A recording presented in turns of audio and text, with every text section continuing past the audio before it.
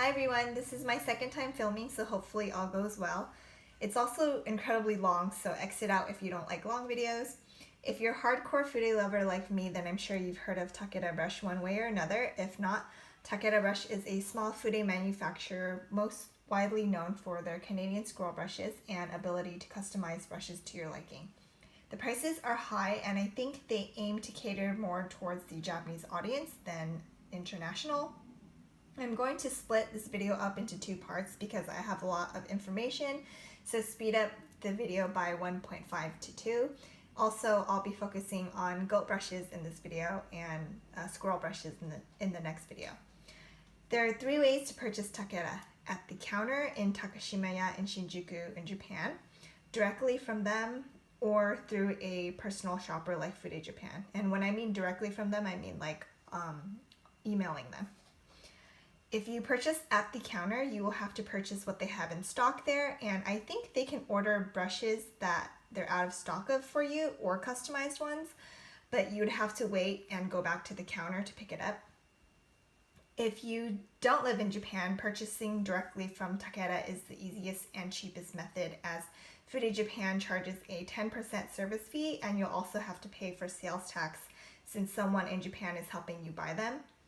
Takeda does not charge Japanese sales tax to international customers.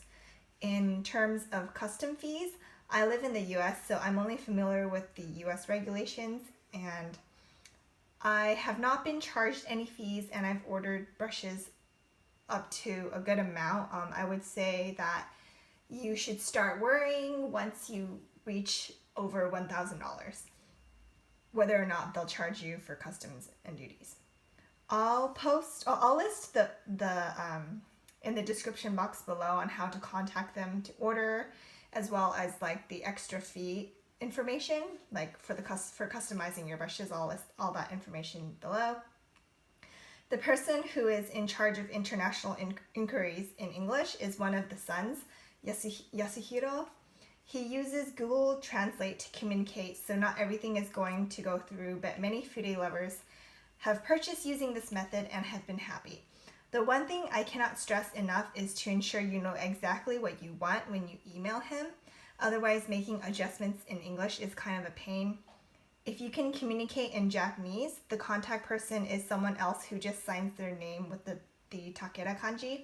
They respond quicker, and it was quite easy for me to place my order this way. You can customize handles and ferrules from their existing lines. Changing the ferrule is 200 yen, and changing handles for every color except the maple wood handle. The maple wood handle is free. The maple wood handle is an extra 500 yen. The engravings are 200 yen per side, and you can forego the engraving altogether or just choose one side to engrave, something I typically do.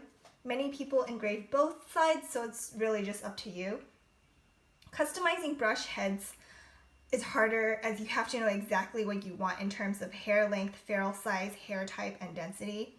There may be times when Yasuhiro will tell you they can't make a brush with a specific hair type or length because it won't perform well, or they just straight up don't recommend it. I tried asking him to make a dupe of the Takumi T4 with the EXS hairs, but he said he doesn't recommend it. For some reason, the hairs won't work as well at that length with the hair type, yet they have the 16 ROV EXS, which is even longer than the T4's hairs. So this is one of my favorite blush brushes of all time, the Hakuhodo T4. And this has a 35 millimeter hair length, and their 16 ROV EXS has a 38 millimeter hair length, and so he said that he couldn't make 35, but he could make the 16 RS EXS, which is a 30 millimeter hair length, which just like, it's baffling. It doesn't make sense to me at all, because you know, you have a longer hair length in the 16 ROV. Why can't you just make a 35 one? But like, you can't make one in between. That, I don't know, it just doesn't make sense to me, but whatever. Anyway, if you don't have an exact idea of what you want, I'm sure you can show him a photo of a brush and give him the measurements, and he'll work with you. There's just a lot of back and forth when customizing the brush head, and sometimes he forgets about the email or takes a few days to respond, so you'll have to bump the email in case he forgets, which is something I had to do. Also, the custom order fee is 1,000 yen per brush, but that's only for the heads. So if you want to customize the head in particular, then he tacks on that additional 1,000 yen. If you change the ferrule and handles for anything in the standard lines, that fee won't apply. So I changed my handle and ferrule for the 16 ROV right here. This is originally comes with the silver ferrule and the pink handle, and I just changed these two, and I paid the extra fee, like the 400 yen, or the 400 yen. So 200 for the ferrule and 200 for the engraving, but I didn't have to pay that extra 1,000 yen, if that makes sense. If you're ordering from abroad, the EMS fare will depend on where you live. For those of us in the US, it costs 2,000 yen. Takeda also charges their customers for the goods and services fee on PayPal, which is 4.2%.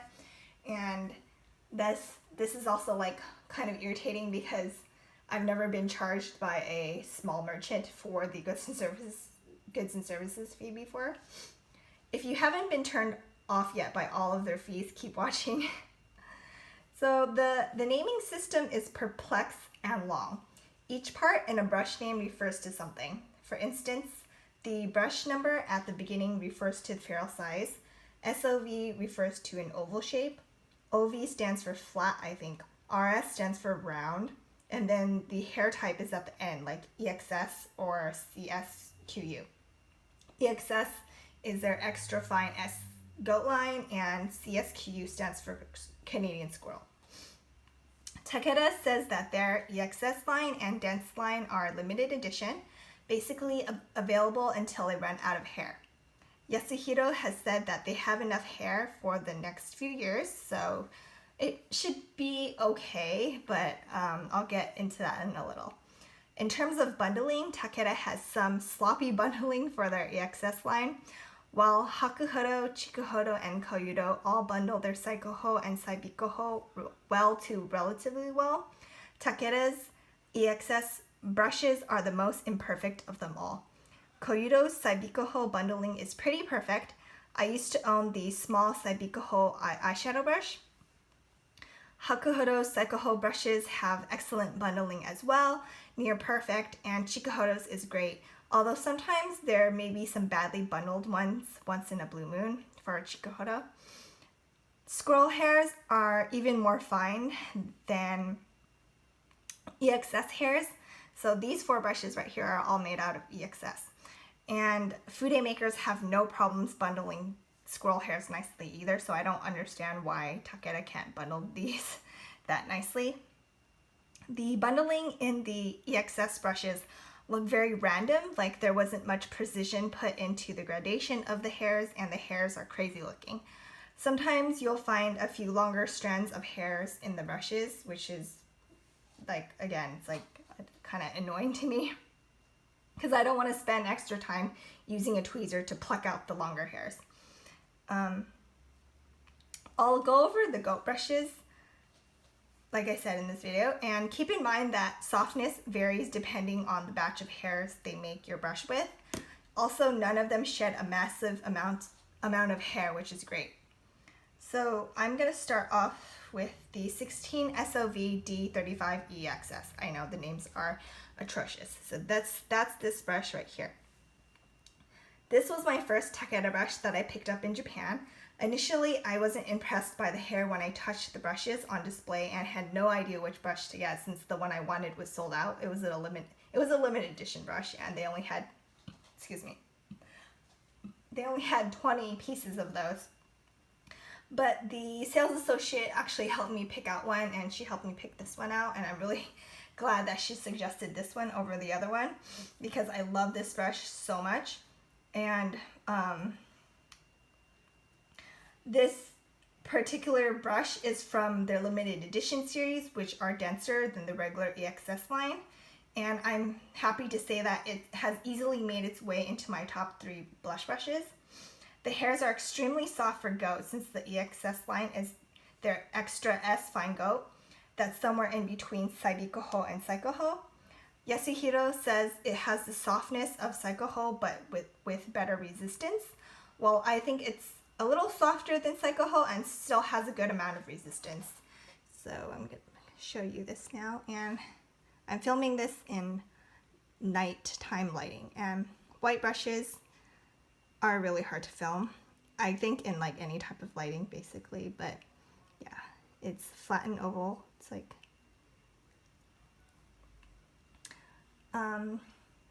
it is quite dense looking on the side. It's narrower than the Hakuhodo J210, which I will compare to right now. You can see. And just to show you how the hair looks like. The bundling, you can't really see bundling that well unless you see it in person, but yeah, it's like I said, the hairs feel almost squirrel-like, but it still has the elasticity and resistance of goat. It's close to Hakuhodo Psychoho softness, but the hair seems finer. Yep. Density-wise, it actually only has a medium amount of density, as Takeda doesn't put much hair into their brushes. It's quite flexible, even though it's quote-unquote dense. See, it's pretty flexible. I feel like Takeda and Tanseido are stingy when it comes to how much hair they give you.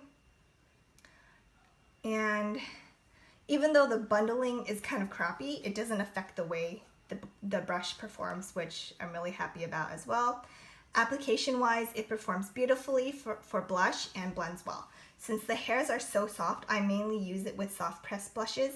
I also tried an Addiction by Ayako blush that has lots of tiny glitter particles in it, and it didn't pick up much of the glitter, which is something that I wanted. It's small enough for targeted blush. I highly recommend this brush if you like targeted blush and soft goat hairs. Okay, so let me take this out. Now the EXS brushes that I purchased after this all seem to be less soft than this first brush, which is a pity. The next one I want to go over is the 12 OV EXS. This is the smallest brush in the EXS line, and it's meant for eyes, but it's quite large, around the size of the Hakuhodo J210. So let's focus. Yep, around the same size.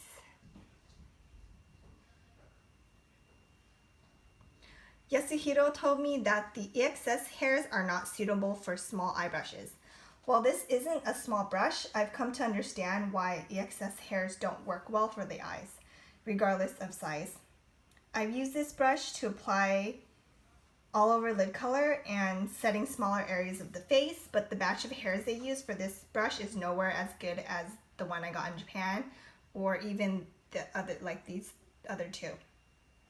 This is a flat brush that's dense for the regular, oops, wrong brush. This is a dense brush that's flat for, or this is a flat brush that's dense for the regular EXS line. You can see how dense it is on the side.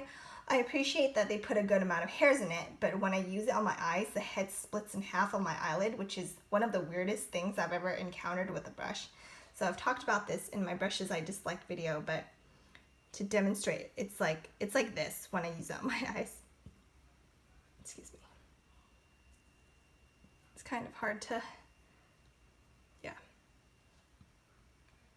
It also picks up product in one specific area of the brush near the bottom. Like if I turn around, you can see that I used it where I used it, and it just picks up color right here. And then this is the rest of it is me blending out on my eyelid. I have a lot of things to say, so I'm gonna sound kind of like out of breath. Yeah, so it actually doesn't pick up product evenly, and application-wise, it's just okay. I don't think it blends out lid color that well. I also don't really like it for setting smaller areas of the face, so it's just a whatever brush to me. I mean, if you're not, I think most people aren't going to be as picky as I am, so most people would like this brush, but I am just very, very picky with my brushes, and yeah. Okay, put this down. The hairs are coarser and scratchier than the blush brush and are too scratchy for me in the winter when my skin is drier and more sensitive. It's soft enough right now since the weather has gotten warmer. All right, so I'll take this one out. Next we have the one in the middle right here. This is the 16 ROV EXS, but since I changed the ferrule and the handle to the Tsubaki line, it's now WF 16 ROV EXS because the WF stands for their Tsubaki line, which is the camellia line. This brush is from the main EXS line, and I customized the handle, ferrule, and had one side engraved to say the name. You can see. Here's engraving. And all hail round brushes. I love round brushes with a specific length of hair, around 35 millimeters to be exact. So the Takumi T4 right here. And the 16 ROV, like I said earlier, has longer hairs, about 38 millimeters. And I knew it would be longer. I checked the measurements before I purchased it. Since this comes from their regular EXS line, it has less hairs and thus feels floppy to me. Like I was hoping it wouldn't be too floppy for blush since this is labeled as a blush brush, but yeah. It's airy but not airy enough to apply a soft layer of natural looking blush, yet not quite too medium density to apply a good amount, if that makes sense. Like it's just not the density that I'm looking for in a blush brush. It's just somewhere in between light to medium density, which doesn't work out for me. If I want a light sweep of blush, I'd go with the Hakuhodo J210 or the MAC 137. And if I wanted a more pigmented application, I'd go with a denser brush like the T4. It applies a sheer patchy layer of blush with my soft pressed Laundry blush. With my Addiction blushes, it deposits color in one spot and doesn't blend, so that's disappointing. In addition to that, it splays out too much once it touches my face, so it's not good enough for targeted blush.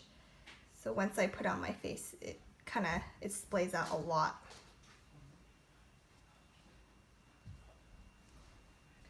I actually like it more for setting powder than blush, so if you're in the market for an airy setting powder brush, I'd recommend this one, only if you like smaller brushes for powder though. The bundling is one of the worst of the Takeda brushes that I have, along with the 12 OV EXS. There are multiple hairs that are longer than the rest. Since it's not flat or oval, the gradation isn't as badly put together, but the longer hairs that stick out shows me how messily they put it together. And I'm not sure if you can see it in this video, but in my haul video, you can most definitely see that some of the hairs were longer and were sticking out when I first got it. So the next one I have right here, oops, I forgot to turn it around, is the 19 SOV D40 EXS. Yeah, I know the name again. Also a part of the LE Dense line. The 19 SOV EXS is a larger version of the 16 SOV EXS. So they are like sisters, or daughter and mother and daughter. I saw a photo of it before buying, and it actually resembled the Hakuhodo J210, but a little wider. So I was actually really excited. And I was a little disappointed when I got it though, because it's not as nicely bundled as in the photos I've seen.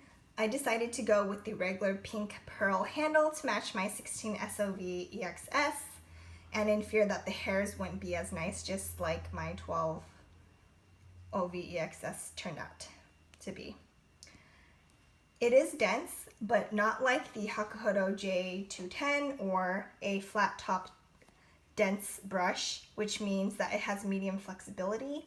It's firmer than the 16 SOV, and it's a flattened oval shape. So it most definitely has more resistance if I go like this.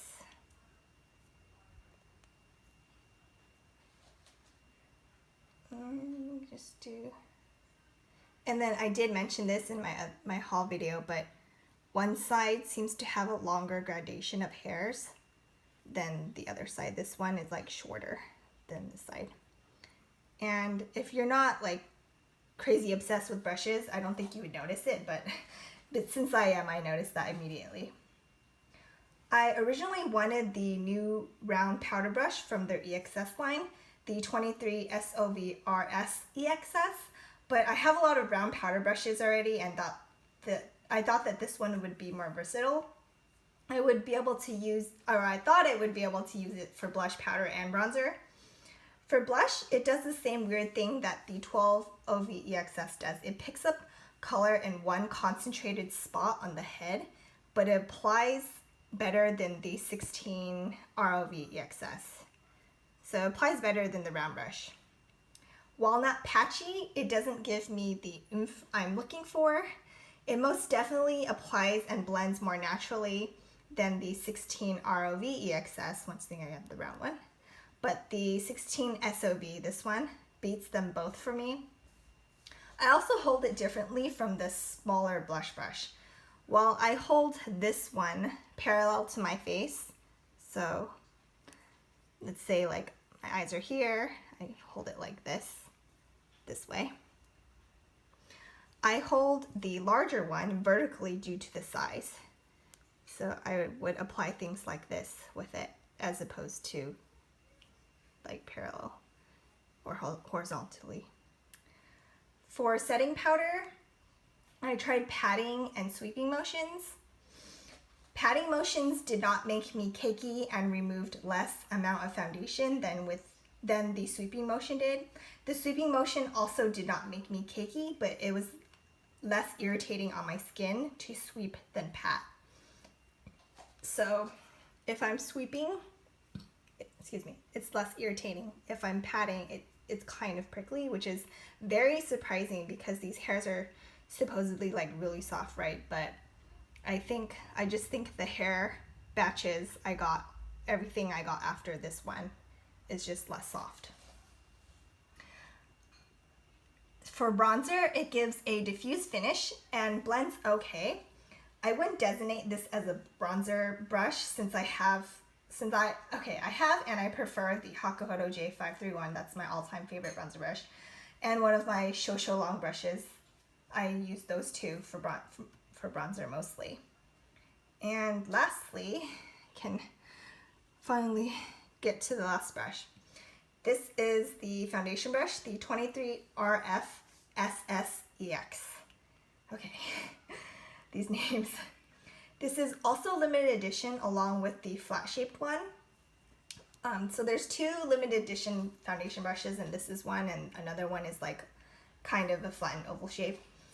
Both of which are made out of EX hairs. So it's not EXS, it's EX, as you can see on the handle. It says Fine Goat. So this is not a customized brush. This is just from one of their lines, and I didn't customize anything about it. EX hairs, and they're actually like, I think they're psychohol and aren't as soft or fine as the EXS line, but you want the hairs for foundation to be more resilient and to be able to take liquid and cream products on a frequent basis, which is why the EX hairs are suitable for foundation brushes. Yasuhiro says EX hairs are a little cheaper than EXS hairs, but there's only a small difference. He says EX hairs have stronger bodies, which makes them good for cream or gels. He also says EXS hairs, like these ones right here, have very slim and fine hair ends. A Fude buddy on Instagram actually had a custom foundation brush made out of EXS hairs and hasn't had any issues. But generally speaking, the finer the hair, the more prone to breaking it is if used with liquids and creams on a daily basis or just getting damaged. I bought this because I was hoping, or I was thinking what I wear the most when I go out, and it's most definitely my base. I also love flat tops that aren't too dense. There's an abundant amount of hairs in this brush. They definitely weren't stingy with this one, which is another reason why I got it. I wanted a copious amount of hair. Now, there are pros and cons to this brush, and let's start with the pros first. So the head is large enough to cover a large-ish surface area of the face because, okay, let me compare it to the Takumi T3. This is the Hakuhodo Takumi T3. You can see it's like almost double the size. Yeah. The bristles are soft enough for sensitive skin. It gives a flawless, smooth, matte finish without accentuating pores for liquid and cream products. Applies setting powder nicely without looking cakey, and the head isn't as dense as the Sigma F80 or Zoeva Silk Finish 102, so it won't give full coverage or make you look cakey.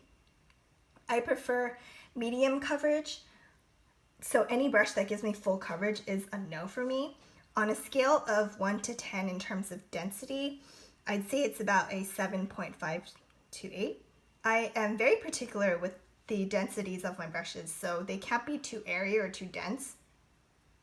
You can also use this for powder and mineral foundation, but I don't have like powder foundation or mineral foundation, so I can't give you my thoughts on how it performs for those.